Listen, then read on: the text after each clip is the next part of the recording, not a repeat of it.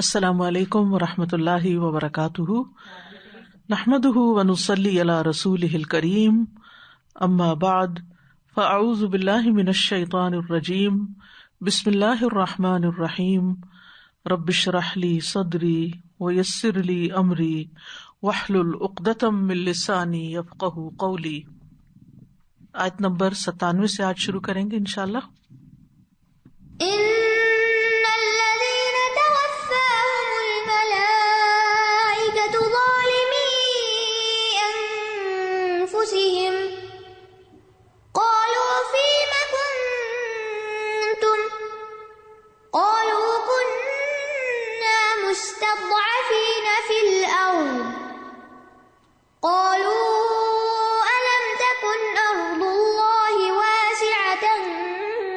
فتهاجروا فيها فأولئك مأواهم جهنم وساءت مصيرا۔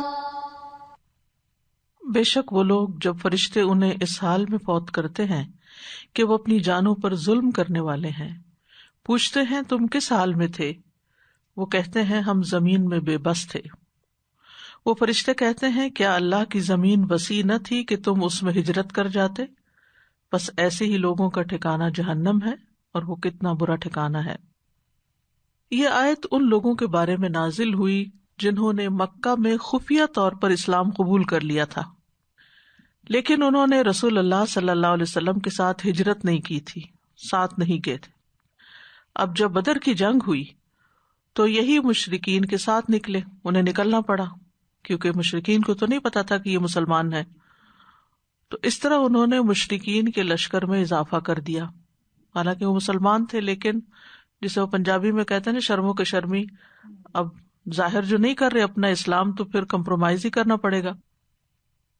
اور ان میں سے بعض مسلمان ایسے تھے جو اس حال میں قتل بھی ہو گئے مسلمانوں کے ہاتھوں، اور وہ مشرکین کی صفوں میں تھے۔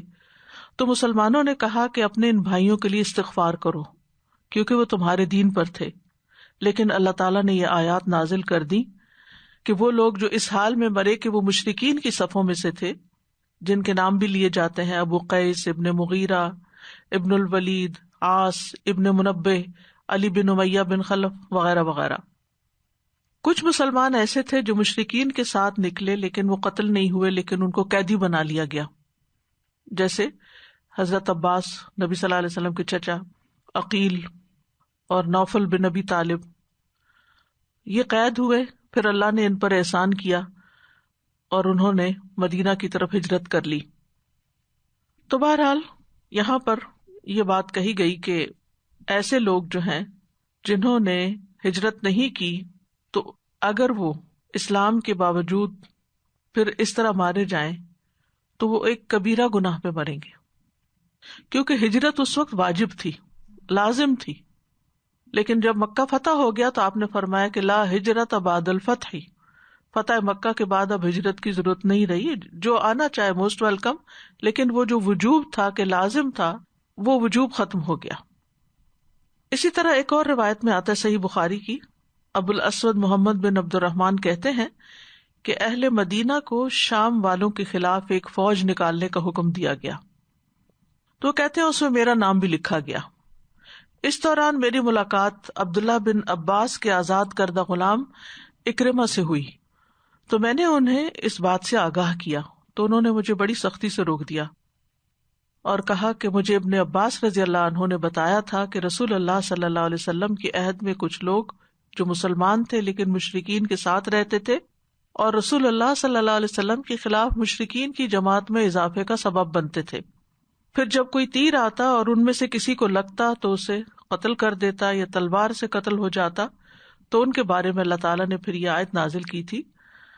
تو اہل شام جو تھے ان دنوں میں مسلمان تھے، ٹھیک ہے، تو اکرمہ نے پھر ان کو منع کیا، مقصد یہ تھا کہ ایسے کاموں میں ساتھ نہیں دینا چاہیے، کیونکہ جو جنگ فی سبیل اللہ نہیں ہوتی، ملک گیری کے لیے ہوتی ہے، اور اس میں مقصد صرف تعداد بڑھانا ہوتا ہے، تو ایسی جگہوں سے انسان بچ کر رہے تو ہی بہتر ہے۔ بہرحال فرمائے ان الذین توفاہم الملائکہ، بے شک وہ لوگ جنہیں فرشتے فوت کر لیتے ہیں. توفاہم الملائکہ، اب یہاں پر آ رہا ہے کہ فرشتے فوت کرتے ہیں. ایک اور جگہ پر آتا ہے اللہ یتوفی الانفس حین موتہا، موت کے وقت اللہ تعالی روح قبض کرتا ہے. اور پھر ایک جگہ پر آتا ہے کہ ملک الموت تمہاری روح قبض کر لے گا. تو پھر یہ کون کرتا ہے؟ بات یہ ہے کہ اللہ سبحانہ وتعالیٰ کے حکم سے ہوتا ہے، اس لیے نسبت اس کی طرف کی گئی ہے. اللہ تعالیٰ خود آ کے نہیں کرتے، اللہ تعالیٰ فرشتوں کو حکم دیتے ہیں، اور اس کام کے لیے ملک الموت کو مقرر کیا گیا ہے جو اصل میں روح نکالتا ہے. لیکن اس کے ساتھ ایک ہیلپنگ جماعت ہوتی ہے ملائکہ کی، جس کا یہاں ذکر ہے. تو جو ہی روح نکلتی ہے تو کیا ہوتا ہے، وہ روح لے کے نکال کے ان فرشتوں کے حوالے کر دیتے ہیں، اور وہ پھر اس کو آگے لے کے اوپر چڑھتے ہیں. یہ بالکل ایسے ہی ہے جیسے بچہ پیدا ہوتا ہے ایک ڈاکٹر کے ہاتھ پہ، تو وہ پیدا ہونے کے بعد وہ اس کو اٹھاتی ہے اور دیگر نرسز کے حوالے کر دیتی ہے، جو اس کو پھر آگے جو بھی کرتی ہیں اس کے ساتھ. تو یہ یہاں پر ان الذین توفاہم اصل میں تتوفاہم تھا، تو تا جو ہے یہ تخفیف کے لیے حذف کر دی گئی، اور ملائکہ جو ہے یہ ملک کی جمع ہے، اور یہاں پر جمع کے طور پر استعمال ہوا ہے کہ جنہیں فرشتے فوت کرتے ہیں، ان کی روح لے لیتے ہیں. اور کس حال میں لیتے ہیں؟ ظالمی انفسہم، اس حال میں کہ وہ اپنی جانوں پر ظلم کر رہے ہوتے ہیں، یعنی گناہ کا ارتکاب کر رہے ہوتے ہیں. یعنی ایک تو ایک خاص کانٹیکس میں آیت نازل ہوئی ہے، لیکن ویسے بھی اگر کوئی شخص کسی غلط کام میں ملوث ہو، کوئی زنا کر رہا ہو، کوئی شراب پی رہا ہو، کوئی اور اسی طرح کا غلط کام کر رہا ہو، اور اسی حال میں اس کی موت آ جائے، تو ظالمی انفسہم قالوا فیما کنتم، تو فرشتے ڈانٹ کے پوچھتے ہیں کہ یہ تم کیا کر رہے تھے، تم کس حال پہ تھے، یہ تمہاری کیا حالت تھی. لیکن یہاں جس کانٹیکس میں ہے تو یہاں پر ایک طرح سے انہیں ڈانٹتے ہیں کہ تم نے ہجرت کیوں نہیں کی. پیچھے جہاد کا ذکر کیا گیا اور اس میں قائدون اور مجاہدون کی بات کی گئی، اور اس کے بعد یہاں پر ہجرت کی بات ہو گئی ہے. تو وہ لوگ پھر کیا جواب دیتے ہیں؟ قالو، وہ کہتے ہیں کننا مستضعفین فی الارض، کہ ہم تو زمین میں بڑے کمزور تھے، یعنی ہمارے اندر طاقت نہیں تھی کہ ہم اپنی قوم کو، اپنے ملک کو، اپنے لوگوں کو، اپنے ساتھیوں کو چھوڑ کر مکہ چھوڑتے، گھر بار چھوڑتے اور ہم مدینہ آ جاتے. ہم یہ کر نہیں سکتے تھے، ہمارے اندر ویکنس تھی، یوں سمجھے. لیکن اصل میں وہ اپنے دعوے میں جھوٹے تھے، ان کے اندر قدرت تھی، وہ کر سکتے تھے. اور بھی تو آپ دیکھیں کہ کتنے مسلمانوں نے کتنی مشکل میں ہجرت کی. ابو جندل کا واقعہ آپ کو یاد ہے کہ وہ بیڑیوں میں بندھے ہوئے تھے، ان کے باپ سہیل نے ان کو بیڑیاں ڈالی ہوئی تھی، اور اس حال میں وہ نکلے تھے ہجرت کرنے کے لیے. ابو بصیر جو ہیں وہ 2 دفعہ نکلے تھے، اور نبی صلی اللہ علیہ وسلم نے 2 مرتبہ ان کو واپس لوٹایا تھا، وہ صلح حدیبیہ کے معاہدے کی وجہ سے. پھر اسی طرح حضرت ام سلمہ کا واقعہ ہجرت کا آپ سب کو معلوم ہوگا کہ کس طرح ابو سلمہ، ام سلمہ اور ان کا بچہ جو تھا وہ ہجرت کے لیے نکلے تھے، اور ام سلمہ کے گھر والوں نے ان کو روک لیا کہ یہ ہماری بیٹی ہے، تمہارے ساتھ نہیں جا سکتی، ہم اپنی بیٹی کو نہیں جانے دیں گے، تم نے جانا تو جاؤ. اب کیا ہوا کہ ام سلمہ نے، اب چھوٹا بچہ بھی تھا ان کا ساتھ، وہ ساتھ لیا اور وہ چلی گئی اپنے والدین کے گھر. اب کیا ہوا، ابو سلمہ تو چلے گئے مدینہ، لیکن ابو سلمہ کے جو گھر والے تھے، یعنی ام سلمہ کے سسرال والے، انہوں نے بچہ چھین لیا. انہوں نے کہا یہ ہمارے بیٹے کا بیٹا ہے، یہ تمہارے پاس نہیں رہ سکتا. اور وہ بالکل تنہا رہ گئی، اور پھر وہ ہر روز نکل کر اس راستے پر بیٹھ جاتی تھی جہاں سے وہ جدا ہوئی تھی، اور پھر وہ روتی تھی. تو آخر کار ان کے گھر والوں کو رحم آیا تو انہوں نے کہا کہ ٹھیک ہے تم جاؤ. تو وہ تنہا اکیلی اس سفر پر نکل پڑی، ایسا ہجرت کا شوق تھا ان کو، تنہا نکل پڑی. لیکن راستے میں پھر انہیں عثمان بن ابی طلحہ ملے جن کے پاس کعبہ کی چابیاں تھیں. تو وہ ابھی مسلمان نہیں ہوئے تھے، لیکن ان کے اندر بڑی خیر تھی. انہوں نے کہا کہ ایک اکیلی عورت اتنے 100 کلومیٹر یہ دور جائے گی، 400 کلومیٹر سے زیادہ ہے مکہ سے مدینہ کا فاصلہ. تو وہ لے کر گئے، ان کو پیدل لے کر گئے، اور پھر واپس آئے، ان کو اپنے ٹھکانے پہنچایا، اور پھر ان کو رحم آ گیا تو بچہ بھی ام سلمہ کو مل گیا، لیکن ایک بڑی تکلیف اور شدت کے بعد.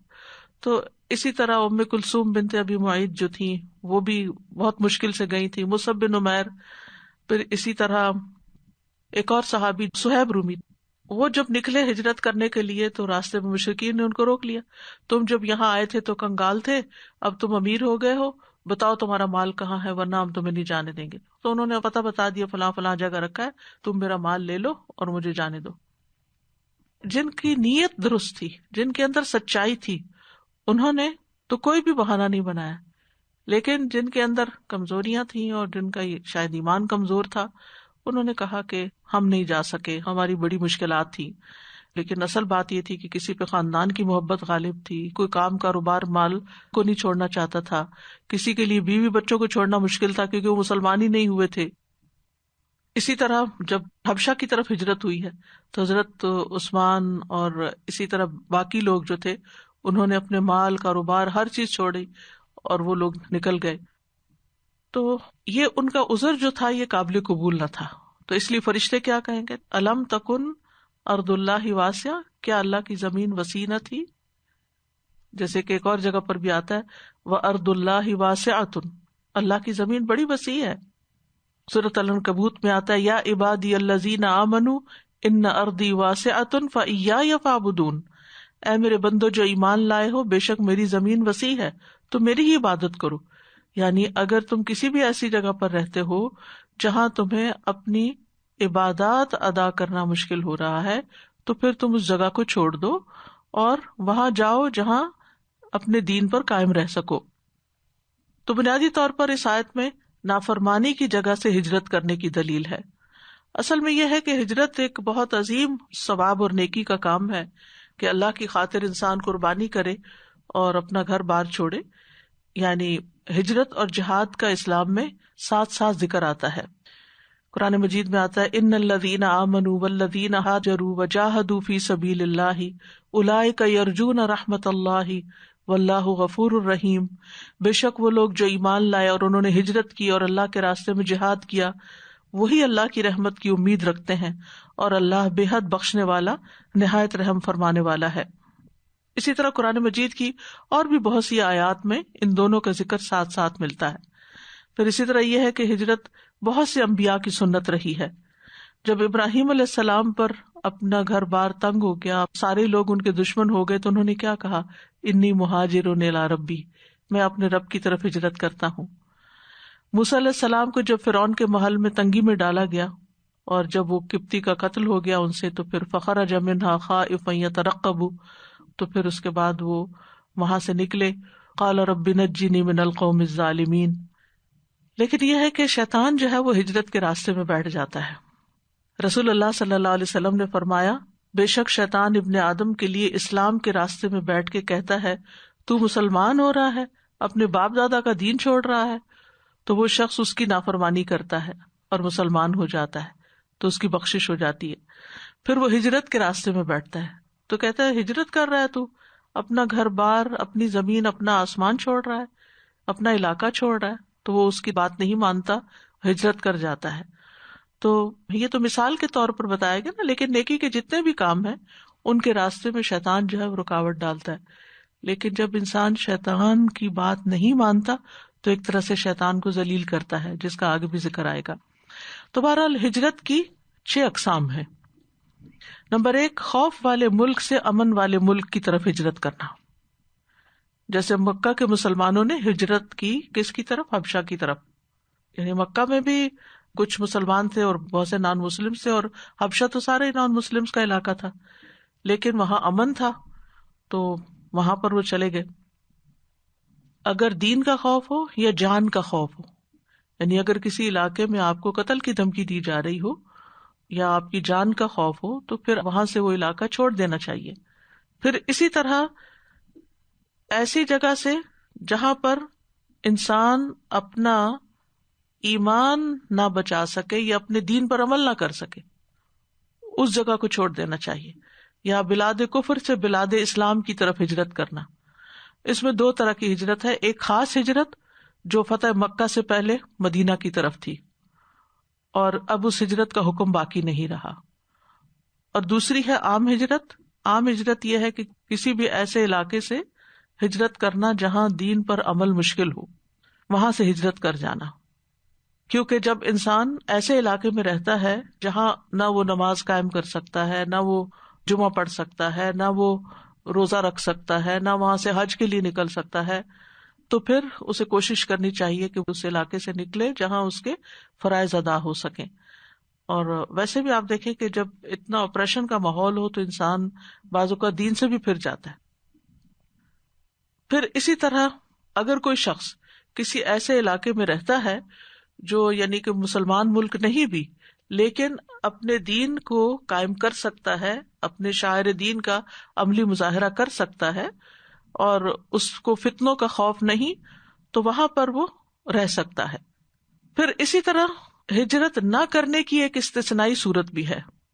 صحیح بخاری میں آتا ہے کہ ایک دیہاتی نبی صلی اللہ علیہ وسلم کی خدمت میں حاضر ہوا، آپ سے ہجرت کے لیے پوچھا تو آپ نے فرمایا، افسوس تم پر ہجرت کا معاملہ تو بہت سخت ہے، کیا تمہارے پاس اونٹ بھی ہیں؟ اس نے کہا جی ہاں. آپ نے فرمایا کیا اس کی تم زکوٰۃ ادا کرتے ہو؟ اس نے کہا جی ہاں. آپ نے فرمایا اس میں سے کچھ ہدیہ بھی دیتے ہو؟ اس نے کہا جی ہاں. آپ نے فرمایا تو تم اسے پانی پلانے کے لیے گھاٹ پہ لے جانے والے دن دھوتے بھی ہوگے، یعنی دودھ نکالتے ہوگے؟ اس نے کہا جی ہاں. پھر آپ نے فرمایا تم سمندروں کے پار ہی عمل کرو، پس بے شک اللہ تمہارے عمل میں سے کوئی چیز کم نہیں کرے گا. یعنی اگر ایسی جگہ پر ہو جہاں تم اپنی نماز، روزہ، حج، زکوٰۃ یہ ساری چیزیں کر سکتے ہو، صدقہ خیرات کر سکتے ہو اور اپنے شاعر کو ادا کر رہے ہو، تو پھر آپ نے رخصت دی کہ جہاں ہو وہیں رہو.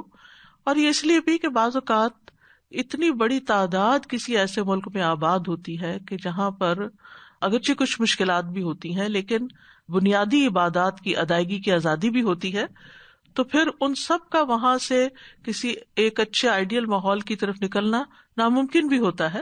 تو اس لیے یہاں یہ رخصت کی بات بھی ملتی ہے. تو بہرحال تیسری قسم ہے نافرمانی سے ہجرت کرنا، یعنی برائی کو ترک کر دینا. ابن قیم رحمۃ اللہ علیہ نے اپنی کتابوں میں اس پر ایک لمبی گفتگو کی ہے. یہ حدیث میں آتا ہے نا، والمہاجر من ہجر ما نہی اللہ عنہ، مہاجر وہ ہے جو اللہ کی منع کی ہوئی چیزوں کو چھوڑ دے.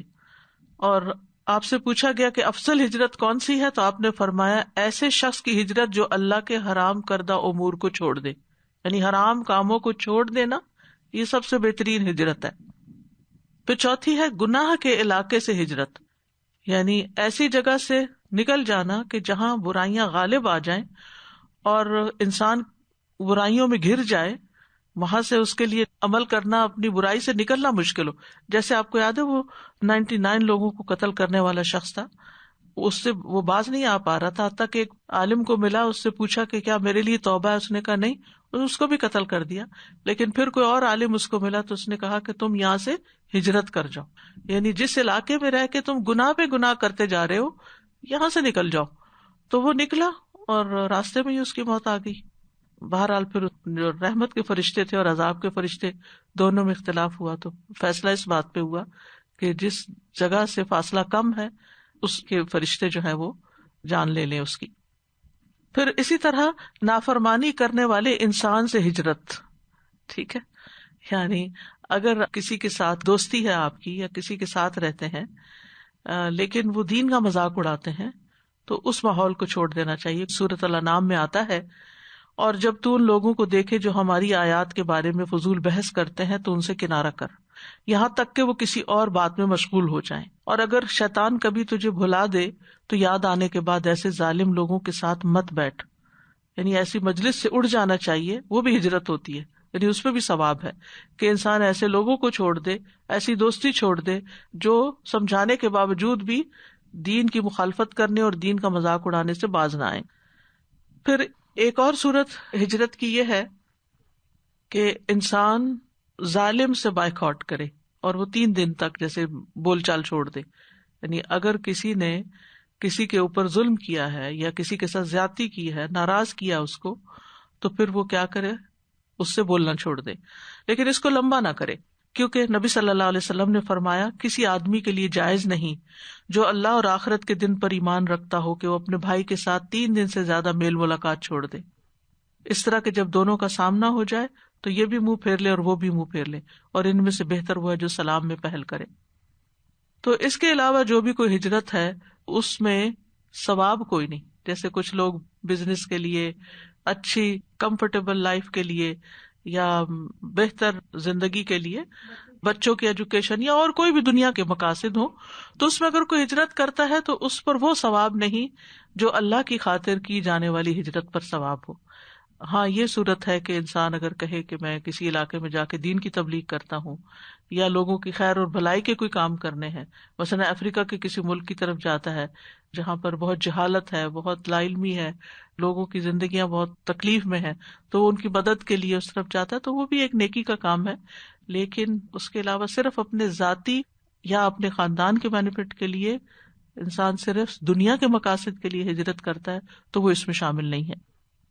فَأُولَٰئِكَ مَأْوَاهُمْ جَهَنَّمُ وَسَاءَتْ مَصِيرًا، تو یہی لوگ ان کا ٹھکانہ جہنم ہے اور وہ بدترین ٹھکانہ ہے. اس کا تعلق آیت کے پچھلے حصے کے ساتھ ہے، یعنی یہ ان لوگوں کا انجام بیان کیا جا رہا ہے جو اسلام کی سرزمین کی طرف ہجرت کرنے کی بجائے کفر کی سرزمین میں ذلت کے ساتھ زندگی گزارنے کو ترجیح دیتے ہیں اور اپنی جانوں پہ ظلم کرتے ہوئے مر گئے ہیں اور اپنے اسلام کا بھی صحیح طور پر اظہار نہیں کر سکے. تو یہاں پر جہنم کو کیا کہا گیا؟ وساءت مصیرا، کہ وہ اپنے رہنے والوں کے لیے ہر اعتبار سے بہت ہی بری جگہ ہے، یعنی رہائش کے اعتبار سے، کھانے کے اعتبار سے، رہنے کے اعتبار سے بدترین مقام ہے. اللہ سبحانہ وتعالی ہم سب کو اس سے محفوظ رکھے. إلا المستضعفين من الرجال والنساء والولدان لا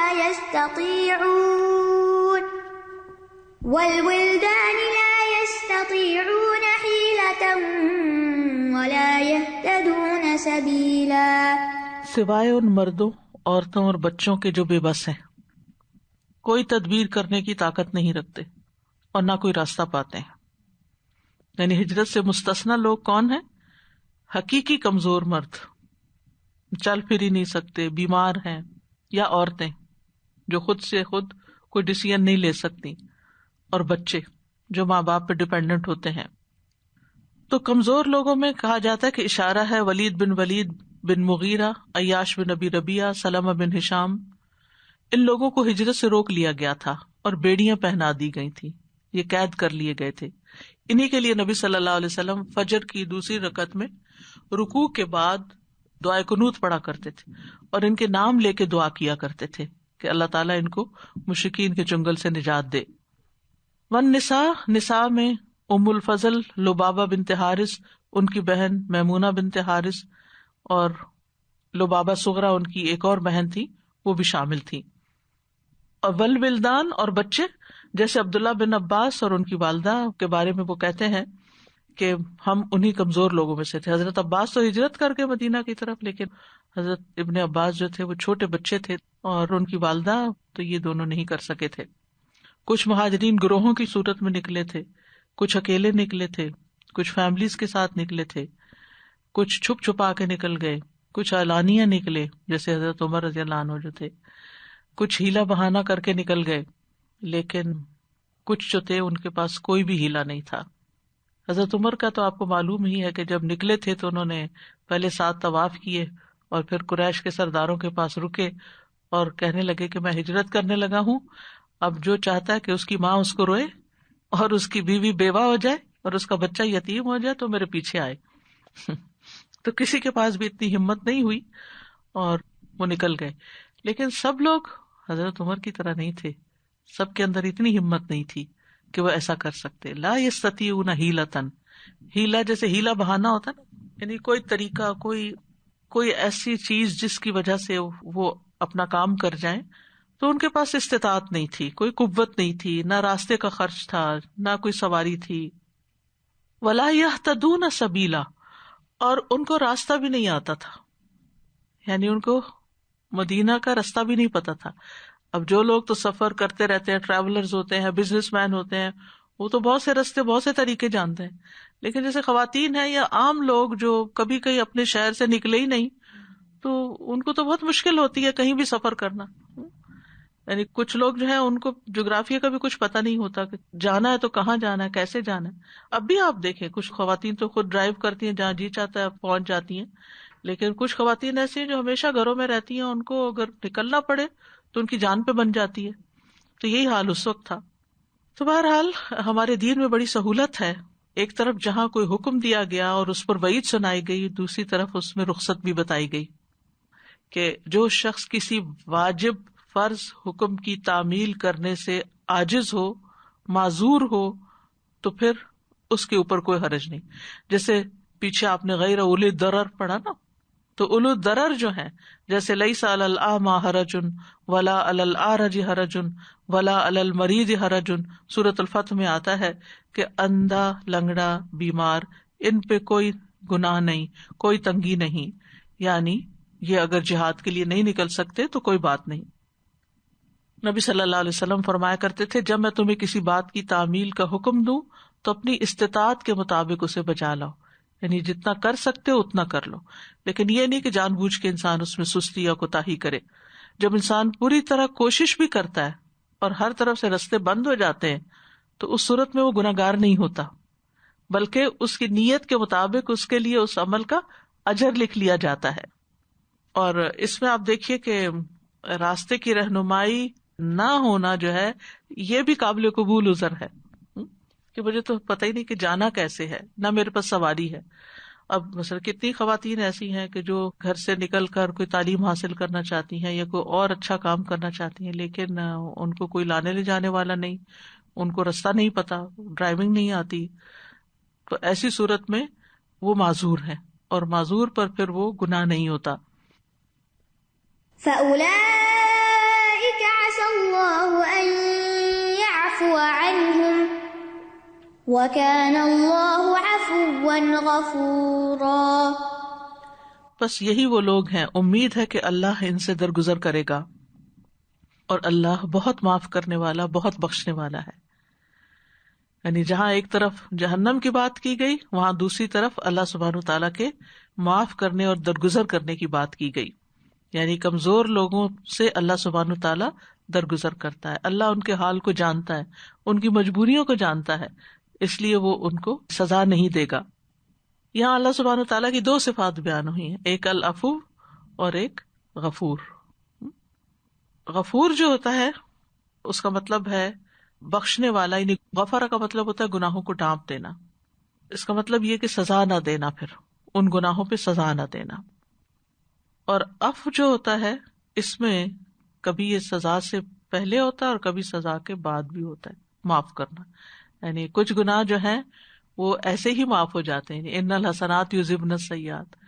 لیکن کچھ گناہ جو ہیں وہ کیسے معاف ہوتے ہیں؟ اس پہ سزا مل جاتی ہے، کبھی دنیا میں مل جاتی ہے اور اس کے بعد معافی ہو جاتی ہے. تو یہ تینوں آیات جو تھیں یہ ہجرت سے متعلق تھی، جن کی کنکلوژن ہو گیا یہاں پر. اس میں ایک اہم بات یہ ہے کہ انسان اپنے نیک اعمال سے دھوکہ نہ کھائے. انسان کبھی یہ نہ سوچے کہ میں نے یہ نیکی کا کام کر لیا، یہ کر لیا، اور اب میں یہ نہ کروں تو کیا ہوا. ٹھیک ہے. اور انسان اپنے حسن خاتمہ کی دعا کرتا رہے. وہ دعا بھی ہے نا، اللہم اجعل خیر عملی خواتمہ وخیر عمری اواخرہ. اے اللہ میرا جو آخری عمل ہے وہ سب سے اچھا ہو، اور آخری عمر جو ہے وہ سب سے اچھی ہو، یعنی نیکیوں کے اوپر گزرے. آپ دیکھیے کہ یہ لوگ مسلمان تھے لیکن ان کا خاتمہ کیسے ہوا. یعنی صرف مسلمان ہونا کافی نہیں ہے، بلکہ اچھے خاتمے کی دعا بھی کرنی چاہیے. آج مجھے اپنی ایک اسٹوڈنٹ کا میسج آیا اور وہ کہتی ہیں کہ میں ڈرائیونگ ٹیسٹ کے لیے گئی، میرا ٹیسٹ اتنا اچھا تھا، پہلے میں نے تھیوری بھی پاس کر لی، سارا کچھ کر لیا. جب میرا ٹیسٹ ہو رہا تھا میں جو اسٹیپس آ رہے تھے وہ میں سارے ایکسیلنٹ پرفارمنس کر رہی تھی. کہتی بالکل آخری دفعہ جب میں گاڑی کو روکنے لگی تو 2 دفعہ اسٹیئرنگ گھمانا تھا، 1 دفعہ گھمایا اور وہ اپنی جگہ کی بجائے کہیں اور لگ گئی. کہتی کہ میں کل سے رو رہی ہوں. کہتی اس بات پہ نہیں کہ میں فیل ہو گئی ہوں، کہتی وہ تو میں انشاءاللہ دوبارہ دے دوں گی تو کام اللہ کروا ہی دے گا. مجھے سب سے زیادہ ڈر اس بات کا لگا ہے اپنے اس حادثے سے. کہتی کہ جو میں چلا رہی تھی تو وہ انسپیکٹر وہ اتنے یعنی تعریف کر رہا تھا کہ ایکسیلنٹ ایکسیلنٹ ایکسیلنٹ سارا کچھ. کہتی کہ بالکل آخر میں آ کے ایسا لگا کہ میری آنکھوں کے سامنے اندھیرا آ گیا اور میں بہک گئی. کہتی تکلیف مجھے اس بات کی تھی، اور کہتی میں رو رو کے اللہ تعالیٰ سے دعا کر رہی ہوں کہ یا رب میرا آخری عمل جو ہے اور میرا انجام اچھا کرنا. ایسا نہ ہو کہ ساری زندگی ہم اچھے کاموں میں گزارے اور پھر اینڈ پہ کوئی ایسی غلطی کر لیں، ایسا آنکھوں کے آگے پردہ پڑے یا ایسا اندھیرا آئے کہ انسان کو پتہ نہ چلے کہ میں کیا کر رہا ہوں. تو اس چیز کی فکر بہت ضروری ہے، کیونکہ دل جو ہے وہ بدلتا رہتا ہے. کبھی چھوٹا سا کوئی حادثہ، کسی کی چھوٹی سی بات آپ کو ایسی چبھ جاتی ہے کہ آپ کے منہ سے کوئی ایسی بات نکل جاتی ہے جو اللہ تعالیٰ کو سخت ناپسند ہوتی ہے کچھ بھی. تو ایک تو مسلسل زندگی بھر اپنی اصلاح کی فکر کرنی چاہیے، اور دوسرا یہ ہے کہ اپنے اچھے انجام کی دعا ضرور کرنی چاہیے. اللہم احسن عاقبتنا فی الامور کلہا واجرنا من خزی الدنیا وعذاب الآخرہ. کیونکہ انسان کا خاتمہ جو ہے نا وہ اس کے جنتی یا جہنمی ہونے کا فیصلہ کرتا ہے. یعنی فوت کس عمل پر ہوا ہے، وہ کیا کر رہا تھا. پہلی آیت میں ہم نے پڑھا نا کہ جب فرشتے آتے ہیں تو اس حال میں ان کی جان نکالتے ہیں کہ وہ اپنی جانوں پہ ظلم کر رہے ہوتے ہیں. یعنی گناہ کے عمل میں ملوث ہوتے وقت ان کی جان نکلتی ہے. یعنی انسان کہیں جا رہا ہے، ویسے اچھا بھلا شریف انسان ہے، وہ دیکھا کہیں کچھ ایسی چیز تو ایسی ٹیمپٹیشن ہوئی، چلو ہم بھی ذرا ٹرائی کرتے ہیں، اور وہاں چھت گر گئی ہے، کچھ اور ہو گیا، اور جو غلط کار تھے انہیں کے ساتھ ڈوب مرا. تو اللہ سبحانہ وتعالیٰ برے انجام سے ہمیشہ بچائے ہم سب کو. اور جو ان آیات سے بات پتہ چلتی ہے وہ یہ ہے کہ ہجرت اس وقت واجب ہوتی ہے جب اس کی کچھ شرائط ہوتی ہیں. ایک تو یہ کہ اس پر قدرت ہو، دوسرا یہ ہے کہ ایسا موقع ہو کہ دین پر بالکل عمل ہی نہ کیا جا سکتا ہو. پھر اسی طرح یہ ہے کہ وجوب کا جو حکم تھا مکہ کا وہ ابتدا میں تھا، پتہ ہے مکہ کے بعد تو پھر مکہ بھی مسلمانوں کا ہو گیا، تو پھر تو ہجرت خود بخود ختم ہو گئی. تو قدرت کے باوجود ہجرت نہ کرنے والے کے لیے یہاں پر جو سزا سنائی گئی ہے وہ بھی بہت سخت ہے. اور اصل چیز جو ہے، جو سمجھنے کی ہے، جو سیکھنے کی ہے، وہ یہ ہے کہ انسان ہمیشہ اپنے دل سے پوچھے کہ جس جگہ پر میں رہ رہا ہوں کیا میرے دین ایمان کے لیے یہ بہتر ہے یا کہیں اور زیادہ بہتری ہے. اور ہمیشہ اپنے اندر کی آواز کو سنیں کہ میں جو کچھ کر رہا ہوں یہ بہتر ہے یا اس سے بہتر کوئی اور کام ہے. کیونکہ زندگی جو ہے وہ صرف ٹیسٹ اور ٹرائل کی نظر نہیں ہو جانی چاہیے کہ انسان کبھی کچھ کرے کبھی کچھ کرے. صحیح رستہ اختیار کرے اور اس پر مرتے وقت تک جم کے رہے. آیت 100